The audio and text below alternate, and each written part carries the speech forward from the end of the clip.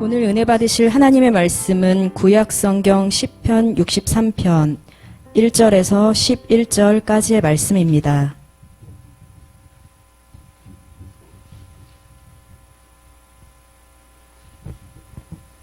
다 함께 합독하시겠습니다. 하나님이여, 주는 나의 하나님이시라. 내가 간절히 주를 찾되 물이 없어 마르고 황폐한 땅에서 내 영혼이 주를 갈망하며 내 육체가 주를 앙모하나이다. 내가 주의 권능과 영광을 보기 위하여 이와 같이 성소에서 주를 바라보나이다. 주의 인자하심이 생명보다 나음으로 내 입술이 주를 찬양할 것이라. 이러므로 나의 평생에 주를 송축하며 주의 이름으로 말미암아 나의 손을 들리이다. 골수와 기름진 것을 먹음과 같이 나의 영혼이 만족할 것이라. 나의 입이 기쁜 입술로 주를 찬송하되 내가 나의 침상에서 주를 기억하며 새벽에 주의 말씀을 작은 소리로 읊조릴 때에 하오리니 주는 나의 도움이 되셨음이라. 내가 주의 날개 그늘에서 즐겁게 부르리이다. 나의 영혼이 주를 가까이 따르니 주의 오른손이 나를 붙드시거니와 나의 영혼을 찾아 멀어라 하는 그들은 땅 깊은 곳에 들어가며 칼의 세력에 넘겨져 승냥이의 먹이가 되리이다. 왕은 하나님을 즐거워하리니 주께 맹세한 자마다 자랑할 것이나 거짓말하는 자의 입은 막히리로다. 아멘. 오늘 그 주의 날개 그늘에서 부르는 노래라는 말씀의 제목으로 선포하실 때 큰 은혜의 시간이 되시기를 바랍니다. 우리 곽영화 목사님 설교 말씀 선포해 주시겠습니다.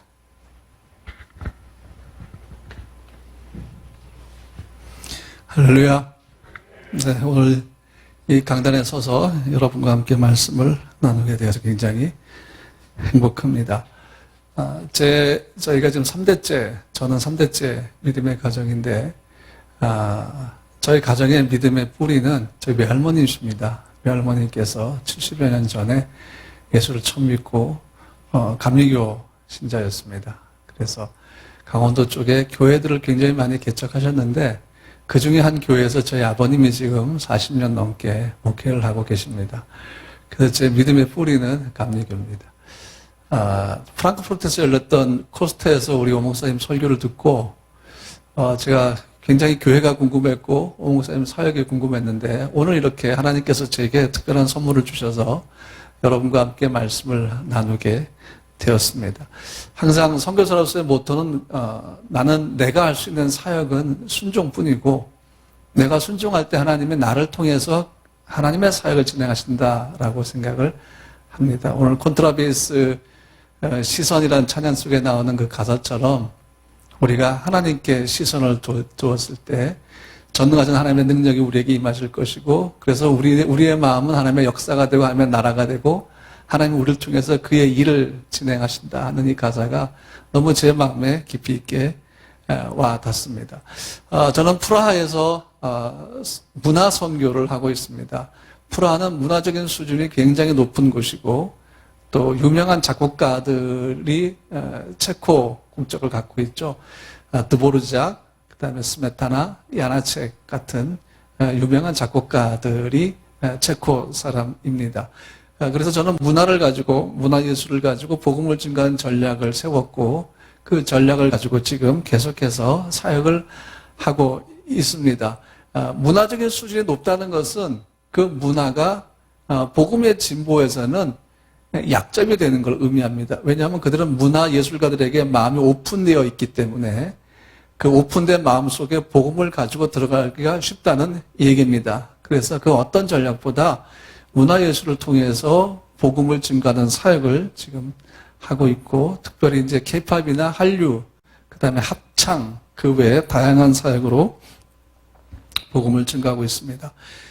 2019년 11월에 2020년 한 해를 앞두고 기도할 때 하나님이 제 마음에 주신 것은 주의 공급하심으로만 살아가라 였습니다. 늘 주의 공급으로 살아가는 삶이 일상이 되었기 때문에 저는 또 한국에서 아파트 거실에서 교회를 개척해서 16년 제가 담임 목회를 하고 유럽으로 갔기 때문에 주의 공급으로 살아가는 건 익숙합니다. 그런데 거기에 만자가 하나 딱 붙은 거죠. 주의 공급하심으로만 살아가라. 이게 이제 제한을 두지 않습니까? 그러면 다른 공급은 없다는 얘기인가? 그 생각이 딱 드는데 주신 마음이니까 우리 성도들에게 선포하고 2020년을 시작했습니다. 그런데 갑자기 코비드19가 다가왔죠. 그래서 정말 하나님의 공급하심으로만 살아갈 수밖에 없는 상황이 되었습니다. 체코도 그렇고 한국도 그렇고 전 세계적으로 코비드19를 경험하면서 알게 되는 것이 뭔가 하면 그동안 쌓아왔던 것, 그 다음에 2020년부터 뭔가 새롭게 하려고 계획했던 것들이 하나씩 둘씩 사라지기 시작한다는 것입니다. 코로나 바이러스가 꽃감 빼먹듯이 야금야금 빼가기 시작했습니다. 결국은 그동안 쌓아놨던 것들도 사라지기 시작했고 나중엔 삶의 터전까지 위협을 받게 됐고 프라하를 떠나는 교민들도 생기기 시작했습니다. 정확한 통계는 아니지만 제가 오기 전에 들은 이야기로는 교민의 절반이 줄었다라는 얘기를 들었습니다. 그리고 경제적으로 여행업에 연관된 그 사업을 하는 분들이 대부분인데 사업을 할 수가 없으니까 너무 큰 어려움을 겪는다라는 얘기를 들었습니다. 그러다 보면 교회도 상당히 어려워졌고 무엇보다 제가 한국 와서 참 좋은 것이 뭔가 하면 대면 예배를 드릴 수 있다는 겁니다. 정말 그거는 행복한 예배입니다. 예배가 한 3시간, 4시간 됐으면 좋겠다는 생각을 했거든요. 부산서 예배할 때도 그랬고, 대면 예배 참 좋다. 지금 저희 프라하 생명나무교회도 몇 개월째 영상을 통해서 저희가 하나님을 예배하고 있습니다. 아마 내년부터는 프라하 문이 열려서 우리가 대면 예배도 자유롭게 들을 수 있고 또 많은 한국인들이 프라하를 방문하지 않을까라고 생각을 하고 있습니다. 자, 코로나 바이러스가 많은 것들을 빼앗아가기 시작하고 불가항력적으로 우리는 그걸 뺏기기 시작했습니다. 그러면서 인생은 이런 것이구나라고 한탄만 할 수밖에 없는 상황이었고 우리가 가장 먼저 최우선적으로 두는 목표가 뭐였냐면 감염되지 않는 거였습니다. 다른 그 어떤 목표들보다 감염되지 않으려고 몸부림을 쳤습니다. 제가 오기 전까지 체코는 일일 확진자가 17,000명이 넘었습니다. 체코 인구가 1,065만 명 정도거든요. 그러니까 하루 확진자가 17,000명이 넘었으니까 사실 심각하지 않습니까? 그리고 어제 제가 체크해 보니까 6,000명대로 떨어졌습니다. 한국의 400여 명과 비슷하면 체코는 그냥 난리가 난 나라겠죠. 근데 패스트를 경험한 나라임에도 불구하고 처음에는 굉장히 많이 좀 당황하고 마스크를 안 쓰더라고요. 마켓을 가면 마스크 쓴 사람은 저밖에 없습니다. 유모차의 어른 애들도 마스크 안 쓰고 거기 온 사람들은 마스크를 한 명도 안 쓰고 있었습니다. 제가 속으로, 겉으로 하면 안 되니까 속으로 제발 마스크 좀 쓰세요. 제발 마스크 좀 쓰세요. 누가 듣겠습니까? 근데 정부에서 마스크를 딱 규정해 버리니까 그때부터 다 마스크를 씁니다. 국가가 어떤 정책을 정하면 굉장히 잘 따라주는 국민들이 체코 국민들입니다. 그러면서 마스크가 일상화되기 시작했습니다. 하지만 여전히 코로나 바이러스는 사람의 힘으로 막기에는 참 부족하죠. 자, 어둠이었습니다. 코로나 바이러스는 우리에게 어둠을 주고 있었습니다. 모든 상황에 다 막혀있기 때문이죠. 새로운 어떤 미래를 꿈꾸기 위해는 너무나 제약이 심했습니다. 우리는 이전의 일상으로 돌아갈 수 없다는 얘기를 굉장히 많이 듣고 새로운 일상을 준비할 수밖에 없는 상황이 되었는데 그 새로운 일상을 준비할 수 있는 조건조차도 상당히 많이 제한적이었습니다. 뭘 어떻게 해야 할지 모르는 상황 가운데 있었습니다. 그런데 변함없는 것이 있습니다. 그것은 뭔가 하면 하나님이 우리와 함께 하신다 하는 것이었습니다. 코로나 바이러스가 절대 넘어갈 수 없는 영역이 있습니다.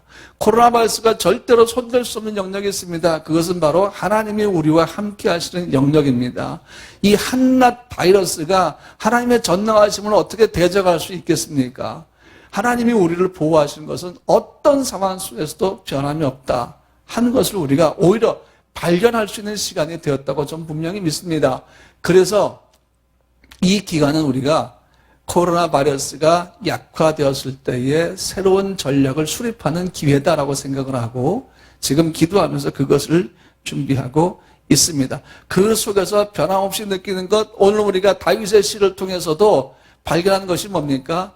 다윗이 혼자가 아니었다라는 것입니다. 도망자였고 전 이스라엘 군대가 그를 대적으로 돌렸고 그를 추적하는 상황 속에서 다윗은 혼자 도망다니는 것처럼 보였지만 다윗의 시들을 시편서 읽어보면 다윗은 결코 혼자가 아니었습니다. 다윗의 대적들이 홀로 있는 다윗을 보고 덤볐다가 큰 코를 다친 이유가 뭡니까? 다윗이 혼자가 아니었다는 것입니다. 그러면 다윗은 누구와 함께 했습니까? 전능하신 하나님과 함께 했기 때문입니다. 그래서 다윗의 슬픈 시편들을 보면 처음엔 애가로 시작합니다. 아주 슬픕니다. 근데 그 애가로 시작한 시편이 중반도 못 돼서 갑자기 하나님을 향한 고백으로 바뀌면서 승리의 계가로 변하는 것을 우리는 많이 볼 수 있습니다. 왜? 다윗이 혼자였으면 애가로 시작해서 애가로 끝나는 것입니다. 그러나 하나님이 그와 함께 하셨기 때문에 애가로 시작하는 시편이라 할지라도 그는 승리의 계가로 변화되어서 하나님을 찬양하기 시작했다는 것입니다. 오늘 시편을 봐도 마찬가지입니다. 내가 물이 없어 마르고 황폐한 땅에서 내 영혼이 주를 갈망하며 내 육체가 주를 앙모하나이다. 그렇게 1절에서 고백하고 있지 않습니까? 다윗에게는 이렇게 고백할 수 있고 부르짖을 수 있는 대상이 늘 함께 있다는 것입니다. 그분이 누구십니까? 하나님이십니다. 그러므로 다윗이 주를 송축하며 주의 말씀을 새벽마다 묵상하며 그가 하나님을 경험하는 것은 하나님의 그와 함께 하신다는 명백한 증거였다 하는 것입니다. 다윗의 마음을 힘들게 했던 사건들도 굉장히 많았습니다. 그가 알랑 굴에서 울 때도 있었고요. 그에게 물과 음식을 주고 골리앗의 칼을 주었던 제사 아히멜렉이 도액에게 살해당하는 슬픔도 있었고, 다윗의 인생 속에서 기둥이었던 사무엘의 죽음은 크나큰 아픔을 주었을 것입니다. 그런데도 그 상황 속에서 다윗이 버티는 모습을 봅니다. 사람의 유로는 큰 도움이 안 되었을 것입니다. 그 고통, 그 힘든 상황들이 다윗의 마음을 막 영혼을 찌르려고 할 때에 다윗이 그 고통을 디딛고 일어서는 모습을 시편에서 볼 수가 있고 그의 삶을 통해 볼 수가 있는데 그 비결이 뭡니까? With God입니다. 하나님이 그와 함께 하셨다 하는 것입니다. 다윗만이 아닙니다. 성경의 믿음의 사람들도 마찬가지였습니다. 오늘 우리도 마찬가지입니다. 능곡교회 성도들도 마찬가지로 분명히 믿습니다. 하나님이 함께 하신다. 그래서 오늘 여러분과 함께 저는 이 말씀을 주제로 간단하게 네 가지를 나눌 건데 마지막 네 번째는 결론이 될 것입니다. 그리고 마지막에 여러분과 함께 볼 영상이 하나 있습니다. 그 영상은 오늘 제가 설교하는 이 말씀의 단락들을 그대로 가사로 갖고 있는 아름다운 찬양입니다. 자, 주의 날개 그늘에서, 우리의 도피처인 주의 날개 그늘에서 우리가 노래를 부르는데 저희 교회 올해 비전이 이겁니다. 주의 날개 그늘에서 부르는 노래. 그러면 노래를 부른다는 것은 뭡니까? 가사가 있다는 것이겠죠. 그러면 올 한 해 우리가 부를 가사는 어떤 가사가 될 것이냐? 그래서 오늘 제가 여러분에게 네 가지를 간단하게 설명을 드리려고 합니다. 첫 번째는요, 예배자는 어둠 속을 걸을 때 하나님의 빛을 봅니다. 하나님의 빛. 우리는 어둠 속에서 발견할 수 있는 빛은 아무것도 없습니다. 절망과 낭망 속에서 우리가 인위적으로 만든 사람의 빛을 보려고 하면 실패합니다. 우리는 이 절망의 어둠 속에서 빛 그 자체가 우리에게 다가오셔야 합니다. 사람의 힘으로 코비드19 어떻게 할 수가 없잖아요. 우리 어둠으로 왔습니다.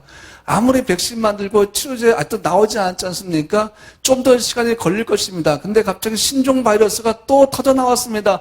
뭐가 언제 어떻게 변환될지 아무도 모르는 상황 속에서 사람이 우리에게 빛을 줄 수는 없는 것입니다. 이 어둠 속에서 우리는 빛 그 자체이신 분이 우리에게 빛으로 다가오셔야 그 빛을 볼 수 있는 거 아니겠습니까? 근데 여러분과 저에게는 빛이 있습니까? 없습니까?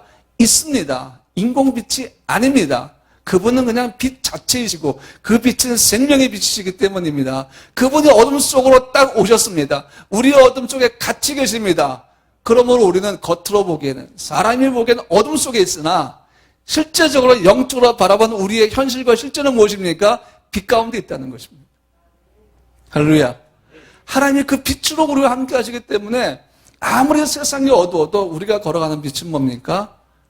소망이요, 생명이라는 것입니다. 그와 함께 걷는데 더 감사한 건 그분의 날개를 펴시고 날개 아래 우리를 거두시고 그 속에서 노래를 부르게 하는 것입니다. 여러분, 다윗이 시편 23편에서 이렇게 고백했습니다. 내가 사망의 음침한 골짜기로 다닐지라도 해를 두려워하지 않을 것은 주께서 나와 함께 하심이라. 주의 지팡이와 막대기가 나를 안위하시나이다.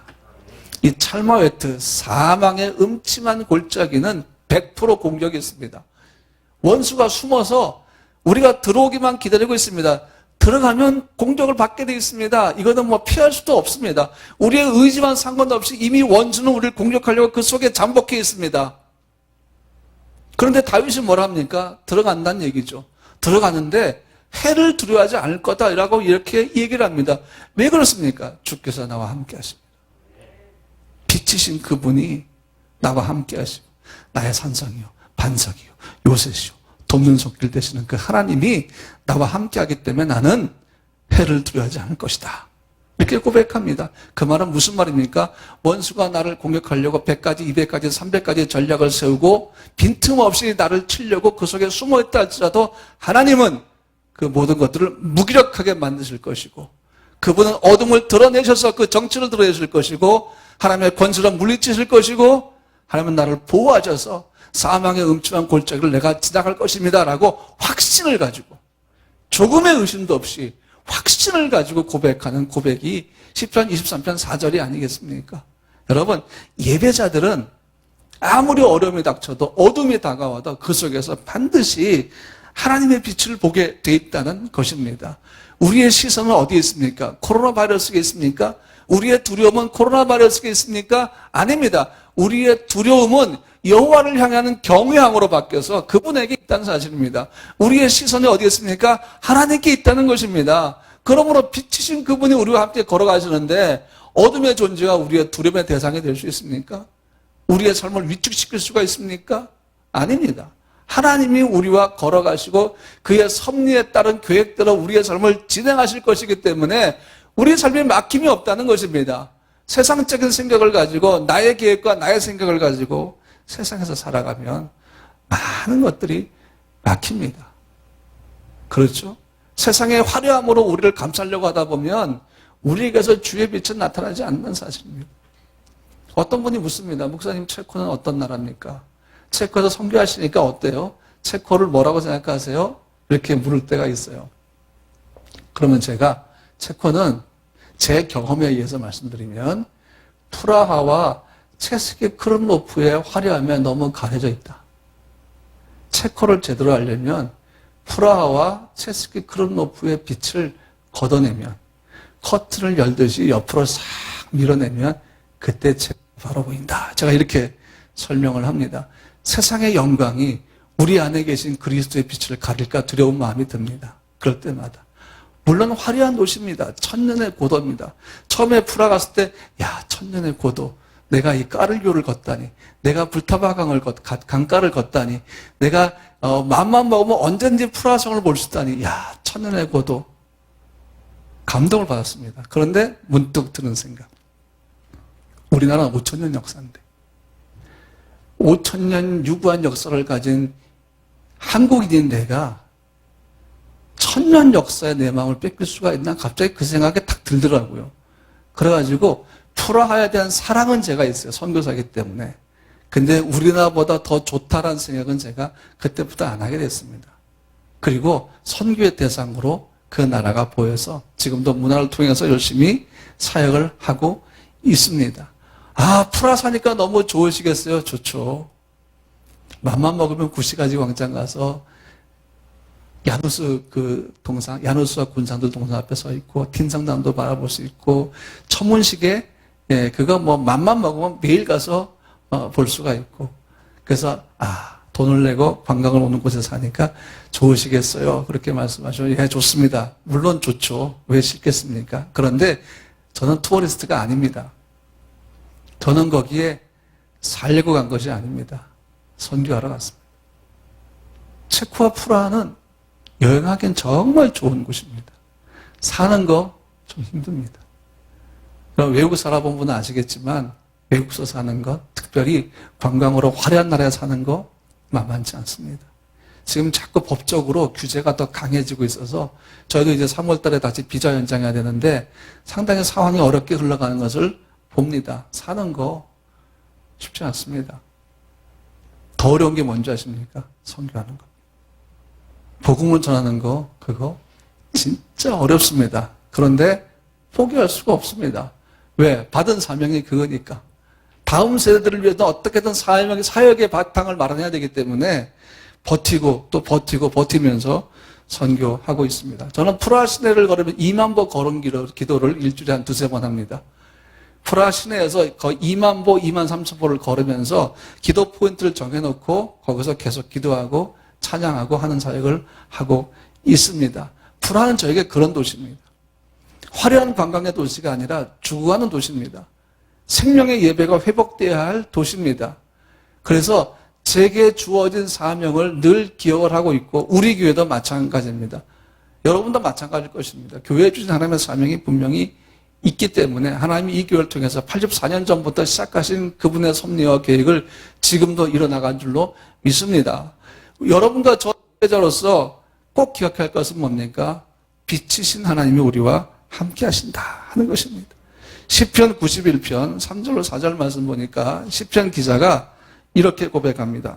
이는 그가 너를 새 사냥꾼의 올무에서와 심한 전염병에서 건지실 것이미로다. 그가 너를 그의 깃으로 덮으시리니 내가 그의 날개 아래 피하리로다. 그의 진실함은 방패와 손방패가 되시나니. 원수들과 심한 전염병이 있어도 주의 날개 깃으로 덮으시고 날개를 도피처로 제공해 주시고 보호해 주신다는 고백입니다. 그러므로 여러분과 저는 결코 혼자가 아닙니다. 다윗의 고백을 봐도 알 수 있어요. 다윗은 혼자가 아니었습니다. 여러분과 저도 마찬가지예요. 혼자가 아닙니다. You do not walk alone. 당신은 결코 혼자 걸어가고 있는 것이 아닙니다. 라는 고백인 거죠. 일본 시코쿠 섬에는요, 88개 절을 이은 1400km의 영장순례 코스가 있는데, 오래전 홍법대사가 중국에서 돌아와서 그 88개 절을 돌면서 수련을 했다고 해서 지금 그게 영장순례 코스가 되어 있습니다. 일본 진원종인데요. 이 1400km를 도보로 걷습니다. 죽은 사람이 있는 수의 하얀색 옷을 입고 이렇게 모자 쓰고 지팡이 들고 걷습니다. 그래서 다 걷고 나면 무병장수하고 88가지 번뇌가 사라진다라고 합니다. 제가 일본 사역을 오래 했기 때문에 저는 이 순례 코스를 돌았습니다. 5박 6일 동안 저는 차로 돌았습니다. 험산 줄령도 있었고요. 다 돌면서 저는 매번 절에 가서 저는 그냥 예배했습니다. 하나님을 예배하고 일본을 위해 기도하면서 리서치를 했었습니다. 그걸 돌면서 제가 느낀 점이 뭔가 하면 무병장수가 아니고 잘못하다간 유병단수하겠다. 병 생기고 수면 짧아지고 그런 거 생각이 들더라고요. 근데 그들이 머리에 그 지팡이에 쓴 네 글자가 뭔가 하면 동행이인이라는 것입니다. 이 순례 코스는 혼자 걷지 않습니다. 홍법대사가 죽은 것이 아니라 잠을 자고 있는데 지금 나와 함께 걷고 있기 때문에 나를 지켜주실 것입니다. 그런 고백이에요. 그래서 홍법대사가 자기와 함께 걷고 있으며 자기는 수의를 입은 이유는 이거 하다가 죽어도 좋다. 왜? 홍법대사가 나를 데려갈 거니까. 그런 믿음을 갖고 있습니다. 거짓말이죠. 교묘한 이야기입니다. 사실이 아닌 이야기입니다. 거기에도 사람들은 1400km를 걷는 마음을 줍니다. 그 말을 믿고 홍법대사가 자기와 함께 한다는 그 사실에 그들은 아주 감동을 받습니다. 그리고 기꺼이 1400km를 걷습니다. 거짓말에도 사람이 이런 마음을 줍니다. 그러나 하나님이 우리와 함께 하신다는 것은 거짓말이 아닙니다. 지어낸 얘기가 아닙니다. 역사적인 사실이요, 진실이요, 여러분과 나의 실제인 줄로 믿습니다. 그 하나님이 지금도 우리와 함께 하시지 않습니까? 그러므로 우리가 날마다 빛 가운데로 걸어갑니다. 아무리 슬프고 힘들고 어려워도 꼭 기억하십시오. 나는 혼자 걷는 게 아니다. 내 인생은 하나님의 날개 아래 있구나. 그걸 여러분들이 꼭 기억했으면 좋겠습니다.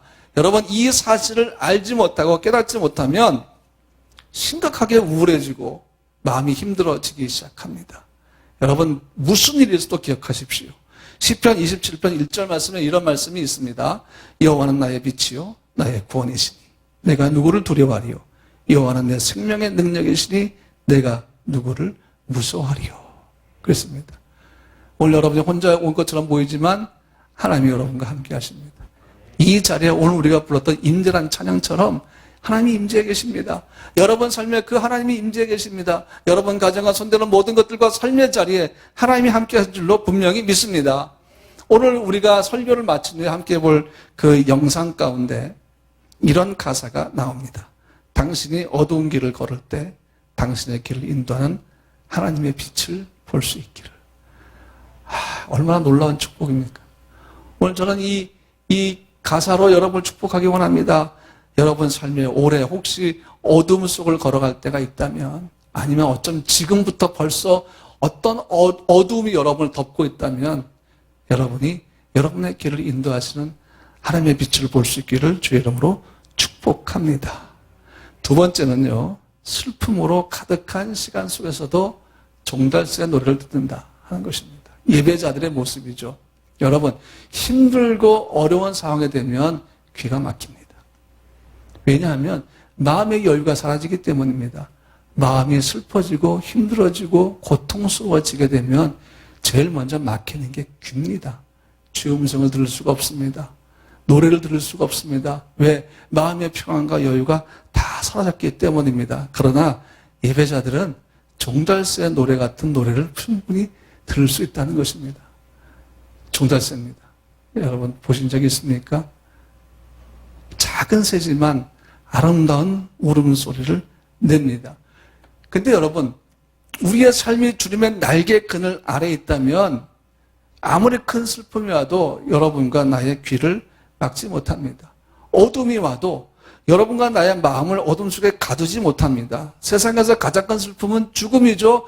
그러나 생명이신 주의 능력을 우리가 갖고 있기 때문에 죽음의 권세도 주님이 우리에게 주신 그 기쁨과 영원한 소망을 깰 수가 없다 하는 것입니다. 어둠 속에서 우리가 절망할 때, 우리의 눈이 멀어지고 귀가 막힌다 할지라도 우리 예배자이기 때문에, 생명의 능력을 갖고 있기 때문에 우리는 새의 울음소리도 들을 수 있는 여유를 지킬 수 있다는 것입니다. 예수의 무덤을 찾아갔던 여인들 중에 막달라 마리아가 있었죠. 슬픔 가운데 갔지만 그녀는 부활의 주님을 만납니다. 그리고 제자들에게 달려가죠. 달려가서 요한복음 20장 18절 말씀 보니까 막달라 마리아가 가서 제자들에게 내가 주를 보았다 하고, 또 주께서 자기에게 이렇게 말씀하셨다 이러니라. 슬픔 속에 있던 제자들이죠.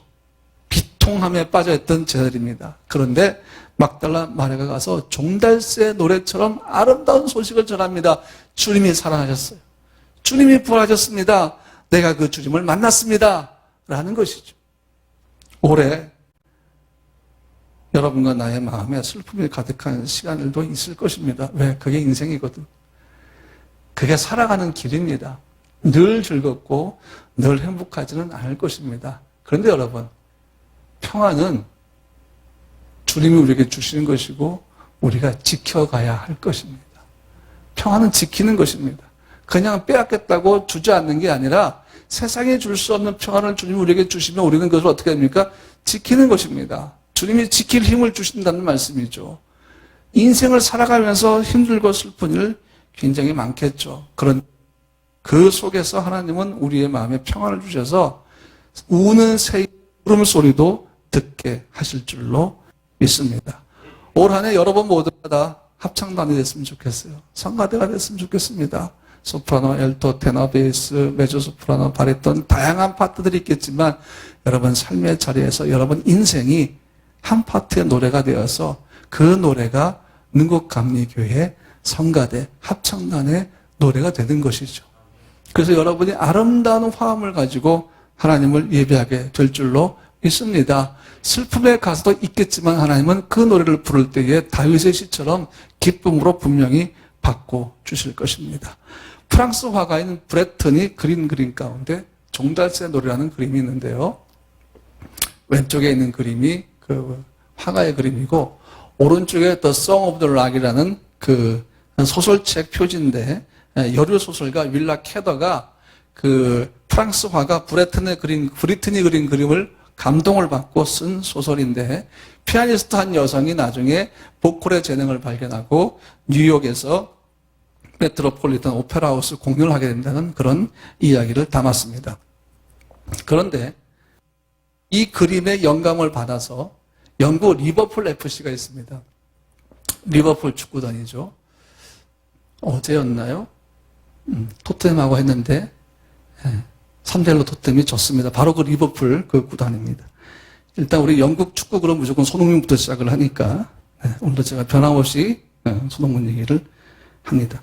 그런데 그 리버풀 응원가 중에 하나가 뭔가 하면요. You will never walk alone이라는 응원가예요. 당신은 결코 혼자 걷지 않습니다. 라는 건데 이 The Song of Rock에서 영감을 받아서 만든 곡입니다.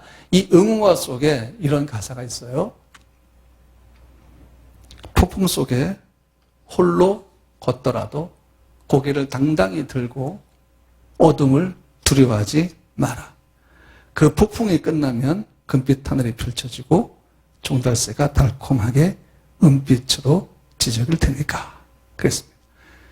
슬픔이 폭풍처럼 몰려와도 그 폭풍 위에는 여전히 맑은 하늘이 있듯이 우리에게는 빛이신 하나님이 계십니다. 그러므로 우리는 어둠을 두려워할 필요가 없다는 것입니다. 세상의 축구단의 응원가도 이런 메시지를 담고 있습니다. 하물며 하나님을 믿는 우리 예배자는 우리의 삶에 이런 메시지의 노래 가사가 없다는 게 말이 됩니까? 우리 삶에는 분명히 하나님 주신 이 메시지가 있다는 것입니다. 아무리 힘들고 슬프고 내 마음에 답답할지라도 뭔가 착고에 매인 것처럼 그렇게 매인바되었다 할지라도 나는 분명히 너에게 이야기한다. 내가 준 평안은 그 모든 것들을 빼앗지 못할 것이다. 이게 주님 우리에게 주신 메시지 아닙니까? 너에게 평안을 주더라. 내가 주는 것은 세상에 주는 것 같지 않다고 말씀하셨지 않습니까? 그 평안이 여러분과 내 속에 있다는 사실을 꼭 기억하시기 바랍니다. 이제 세 번째로 예배자는 힘든 시간에도 마음이 돌처럼 굳지 않을 것이다 하는 것입니다. 힘들어지면 어려워지면 마음이 굳어버립니다. 돌처럼 굳어버립니다. 예배의 마음도 찬양의 마음도 순종의 마음도 헌신과 봉사의 마음도 차가워집니다. 그래서 교회 안 나오기 시작하고 봉사 안 하기 시작하고 신방 가려고 전화 걸면 안 받고 신방 가면 없다 그리고 있는 것 뻔히 아는데 그러면서 이제 관계의 문제가 생기기 시작해요. 그러면서 담임 목사는 상당히 마음이 어려워지기 시작합니다. 그 성도의 차가운 마음이 느껴지기 때문이죠. 이게 따뜻한 마음이 느껴지는 것보다 성도의 차가워진 마음이 느껴지는 게 훨씬 더 강합니다. 참 신기하죠? 마음이 슬퍼지기 시작해요. 그리고 눈물의 기도가 나오기 시작합니다. 마음이 굳어진 그 성도는 불평과 원망과 불만이 계속해서 그 마음에서 막 솟아오르게 되어 있다는 거죠. 그렇게 될 수 있겠죠. 우리는 사람이기 때문에. 근데 여러분, 여러분의 올 한 해 2021년 삶의 노래 가사를 이런 걸로 채우실 것입니까? 아, 나 힘들다. 아, 나 시험 들었어. 보통 보면 시험 든 성도들은 교회만 안 옵니다. 마트도 가고, 극장도 가고, 식당도 가고, 모임도 가요. 근데 교회만 안 와요. 교회에서 시험 든 게 아닌데도, 하늘 때문에 시험 든데도 교회만 안 옵니다. 여러분에게 부탁을 드립니다. 마음에 시험 들면 교회만 오십시오. 예배하셔서 하나님을 예배하시면 그 마음 하나님이 풀어주셔야 돼요. 왜? 에스겔 11장 19절 말씀 보면 이런 말씀이 있어요. 내가 그들에게 한 마음을 주고 그 속에 새 영을 주며 그 몸에서 돌 같은 마음을 제거하고 살처럼 부드러운 마음을 주어 그랬습니다. 하나님만 풀을 수 있는 거예요. 하나님만이 이 능력이 있기 때문이죠. 하나님의 영 성령께서 이렇게 하시겠다는 얘기 아닙니까? 에스겔 36장 26절도 마찬가지예요. 또 새 영을 너희 속에 두고 새 마음을 너희에게 주되 너희 육신에서 굳은 마음을 제거하고 부드러운 마음을 줄 것이며 그랬습니다. 사람이 마음에 돌처럼 굳어지면 제일 첫 번째 하나님을 거역하는 완고한 마음이 됩니다. 그러니까 교회가 그냥 싫은 거죠. 그냥 목회자가 아무 잘못도 안 했는데 괜히 목회자가 미워지기 시작하는 거죠. 이게 굳은 마음이에요. 다른 성도들도 미워지기 시작합니다. 이거 예수의 성품이 아닙니다. 주의 거룩한 보좌로부터 흘러나오는 성품이 절대 아닙니다. 여러분 속고 있는 것입니다. 거짓된 마음에, 죄의 마음에, 어둠에 주는 마음에 속고 있는 것입니다. 이것은 그냥 벗어내면 되는 것입니다. 근데 혼자 힘으로 벗기가 너무 힘들잖아요. 성령이 도와주십니다. 주 앞에 기도하시면 성령이 너 그 마음 가짜야. 너는 가짜에게 속고 있는 거야. 그거 너의 마음을 가득할 자격조차 없는 것이야 라고 싹 제거해 주십니다. 그리고 나면 뭐가 보입니까? 주님 주신 평안의 빛이 보이기 시작하는 겁니다. 이게 내 마음의 실체였구나. 주님 주신 평안이 내 마음에 있는 것, 이것이 나의 실제였구나. 어둠과 슬픔과 불면과 완고한 마음은 거짓이었구나. 하나님의 성령이 지금 내게 걷어주셨으니 하나님 정말 감사합니다라고 여러분의 찬양의 가사가 그렇게 되지 않겠습니까? 완고한 마음의 아름다움이 어디 있고 고귀함이 어디 있습니까? 이런 마음으로 부른 노래는 절망과 슬픔과 미움과 증오로 가득하게 될 것입니다. 그러면 여러분의 인생 자체가, 삶 자체가 어둠 속으로 그냥 묻혀가는 것입니다. 여러분, 어두움 세력에 여러분 삶의 주도권을 뺏기시고 싶습니까? 그 어둠이 여러분 삶을 완전히 주관하기를 원하십니까? 이건 말이 안 되는 거죠. 주님 주신 삶이 있는데 왜 그 삶을 어둠에게 내어줍니까? 주님이 그거 하지 말라고 말씀하시는 거예요. 어둠 속에서도 빛을 보고 정답자 노래 줄 수 있는 마음의 여유도 주시면서 힘든 상황이 와도 절대로 하나님을 향한 마음은 굳어지면 안 된다라고 말씀하시는 겁니다. 왜냐하면 그 상황의 문제 해결은 하나님께 있기 때문입니다. 하나님이 풀어주시고 역사하시면 그 문제는 해결되게 되어 있습니다. 우리가 아무리 그거 안고 부득이 안고 사람을 의지하고 성경 뭐랍니까? 도울림이 없는 인생 의지하지 말라고 하지 않습니까? 방백도 의지하지 말라고 하십니다. 우리가 누구를 의지합니까? 하나님이십니다. 그 전능하신 분이 우리에게 집중하시면서 우리 문제를 해결해 주시려고 최선을 다하시고 열심을 내시는 분인데 막상 우리는 no. 하나님 거기까지 다가오지 마세요. 하나님 그만하면 충분해요. 내게 더 이상 다가오지 마세요. 내 인생은 나의 것이에요. 내가 내 인생을 걸어갈 건데 하나님 뭐 열심히 도우려고 하지 마세요. 거기까지. 내 예배도 여기까지. 거리를 두는 거죠. 이게 돌같이 굳은 마음이에요. 그런데 이 마음조차도 하나님이 만지시기 시작하면 그때는 내 인생 하나님밖에 없습니다. 내 인생의 주님은 하나님이십니다. 눈물 콩을 흘리면서 회개하지 않습니까? 이것이 우리 삶의 다이나믹한 시나리오입니다. 그 어떤 드라마보다 더 다이나믹한 우리 삶이 아니겠습니까? 그러면서 하나님을 알아가고 하나님을 경험하는 것입니다. 올 한 해 여러분 삶에 그런 순간이 온다 할지라도 거기에 여러분 마음 다 뺏기지 마세요. 주님 바라보시기를 주님의 이름으로 축복합니다. 그래서 히브리서 3장 7절 8절 말씀에 오늘 너희가 그의 음성을 듣거든 광야에서 시험하던 날에 거역하던 것 같이 너희 마음을 완고하게 하지 말라. 그래서 올해 여러분 결단했으면 좋겠어요. 나는 올해 어떤 일이 닥쳐도 결코 하나님을 향한 내 마음은 완고하게 되지 않으리라. 그렇게 결심하시기를 주의 이름으로 축복합니다. 이제 결론 말씀드립니다. 네 번째예요. 어둠 속에서도 예배자는 혼자 걷고 있는 것이 아니라 주께서 함께 하심을 기억한다 하는 것입니다. 2021년 시간, 코로나로 가득한 시간이 될지라도요. 여러분 인생의 능국감리교의 이 시간 속에는 카이로스의 시간이 있습니다. 하나님의 섭리가 흘러가는 시간입니다. 하나님이 이 교회를 사랑하시고 그의 날개깃으로 이미 이 교회를 덮으셨습니다. 여러분의 삶을 덮으셨습니다. 그러므로 이 교회 혼자 걷고 있는 것이 아닙니다. 여러분 스스로 혼자 걷고 있는 것이 아닙니다. 주님이 함께 하신 것이죠. 여러분 세상 변화시킬 수 있습니까? 세상은 웬만해서 안 변합니다. 죄의 흐름은 탕류처럼 계속해서 흘러가게 될 것입니다. 그 속에서 우리가 그 탕류를 뭔가를 바꿔보려고 시도할수록 오히려 더 큰 상처를 입게 돼 있다는 것입니다. 근데 여러분, 제가 체코에 살면서 경험한 것 중에 하나가 뭔가 하면 이거예요. 자꾸 한국 시스템하고 비교하다 보니까 처음에 화가 나는 거예요. 왜 이래야 돼? 왜 이렇게 느려? 왜 이렇게 아날로그식으로 돼 있어? 안 바뀌는 거예요.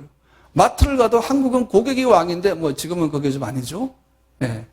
근데 이미 체코는 고객이 왕이 아니에요. 같이 왕이에요. 왕과 왕의 만남입니다. 예. 신하면 서로 신하예요.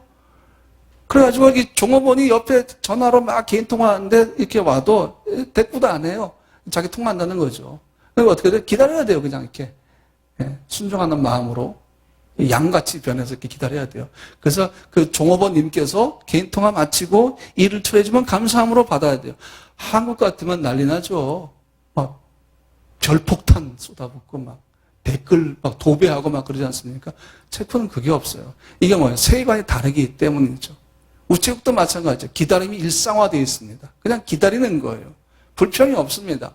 그런데 처음에는 그런 것들을 좀 화가 났어요. 근데 생각해 봤어요. 체코가 변할까?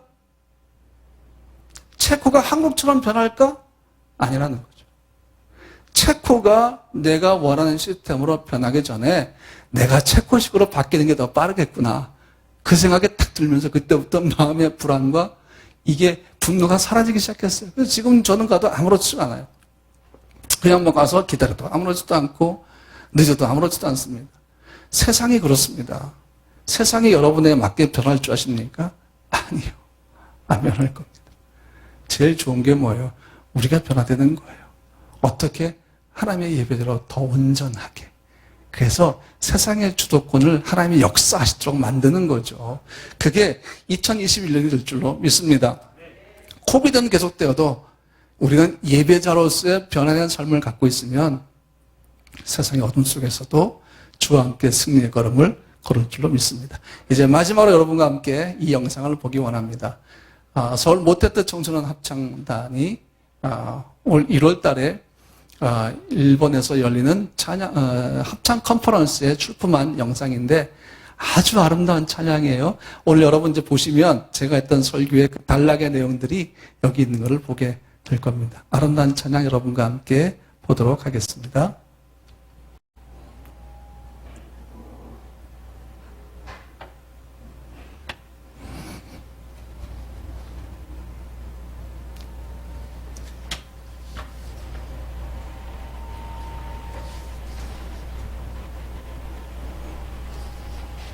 네.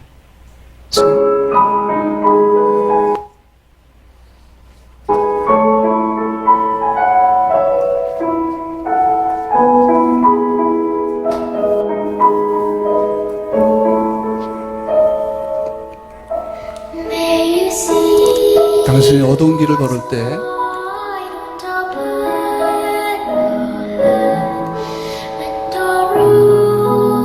당신의 길을 인도하는 하나님의 빛을 볼 수 있기를.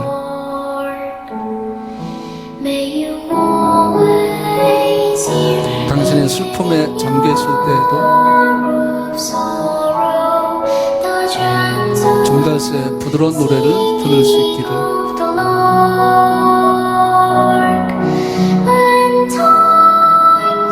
힘든 순간에도 그 힘듦이 당신의 마음을 돌처럼 굳어지게 하지 않기를. 하나님 앞에서의 우리의 삶입니다. 어둠 속에서도 언제나 기억할 수 있기를.